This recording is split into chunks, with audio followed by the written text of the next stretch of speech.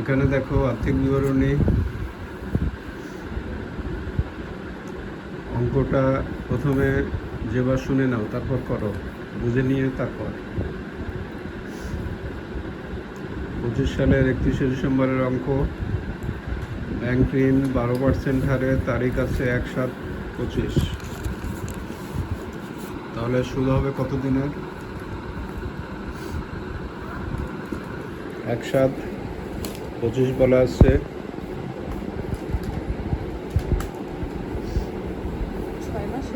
6 মাসের সুদ লিখবা, যেহেতু এটা 25 সালেরই অঙ্ক।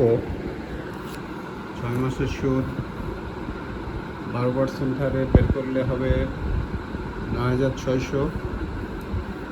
তাহলে 6 মাসের কত হবে?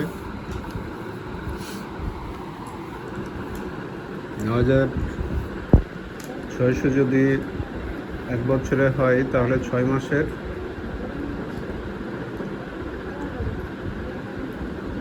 4,800। এটা একটা সমন্বয়ের মতো কাজ হবে। সমন্বয়ের মতো কাজ হওয়া মানে কয়বার হিসাবে আসবে? 2 বার। একবার লিখবা অন্যান্য ব্যয়ের ভিতরে ব্যাংক ঋণের সুদ, আরেকবার চলতি দায়ের মধ্যে লিখবা।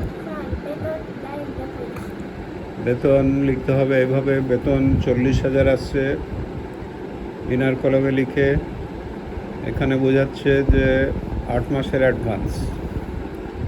20 মাসের যদি 40,000 হয়, তাহলে 8 মাসের কত? 20 মাসের বেতন আসছে 40,000। এটা দিয়ে বোঝাচ্ছে যে 8 মাসের অ্যাডভান্স। 8 মাসের হবে 16,000 টাকা অ্যাডভান্স। তাহলে বেতন থেকে বাদ দিতে হবে, বাদ অগ্রিম 16,000। এটা লিখতে হবে। তারপরে দেখো ব্যাংক ঋণের সুদ কিন্তু রেওয়া মিলে ছিল 5,000। দেখেছো এটা? 5,000 রেওয়া মিলে ছিল। 6 মাসের কত হয় বললা? 4,800। তার মধ্যে 5,000 টাকা পেমেন্ট করেছে। তাহলে এখানে ব্যাংক ঋণের সুদে কিন্তু অগ্রিম হবে। প্রথমে শুনে নাও, তারপর কাজ করো, বুঝে নাও আগে। 4,800 হয় না? তার মধ্যে পেমেন্ট করছে 5,000। তারপরে অগ্রিম কত হবে? 200 টাকা অগ্রিম ব্যাংক ঋণের সুদ থেকে মাইনাস করে দেখাতে হবে। তারপর রেওয়া মিলে আছে দেখো, অগ্রিম ভাড়া বকেয়া বেতন। রেওয়া মিলে যখন অগ্রিম ভাড়া বকেয়া বেতন থাকবে, তখন আর্থিক বিবরণীতে কাজ হবে কতবার? একবার। একবার রেওয়া মিলের টাকার একবার কাজ হয় জানো তো?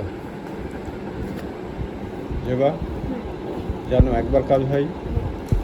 তাহলে এই অগ্রিম ভাড়ার বকেয়া বেতন কি বেতনের সাথে যোগ বিয়োগ করা যাবে? না। এটা ডাইরেক্ট আর্থিক বিবরণীতে অগ্রিম ভাড়া চলতি সম্পদে লিখবা, আর চলতি দায়ে লিখবা। তারপর এখানে মোট লাভ দেওয়া আছে। সঞ্চিত তহবিলে বিনিয়োগ আছে 2 লাখ। এটা এক ধরনের বিনিয়োগ, অতএব সম্পদে লিখবা। সাধারণ সঞ্চিতি ক্রেডিটে আছে না? এটা যাবে মালিকানা সত্ত্বের সাথে যোগ হয়, কারণ এই সাধারণ সঞ্চিতি মুনাফার একটা অংশ। এই জন্য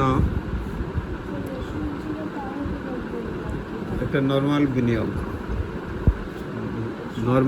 নর্মাল বিনিয়োগ, দীর্ঘমেয়াদী বিনিয়োগ লিখো না, ওখানে ওইভাবে লিখবা আর্থিক বিবরণী মধ্যে।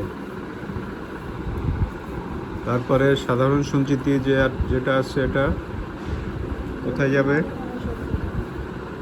মালিকানা সত্ত্ব যাবে, কারণ সাধারণ সঞ্চিতি নেট লাভের টাকা দিয়ে প্রস্তুত হয়।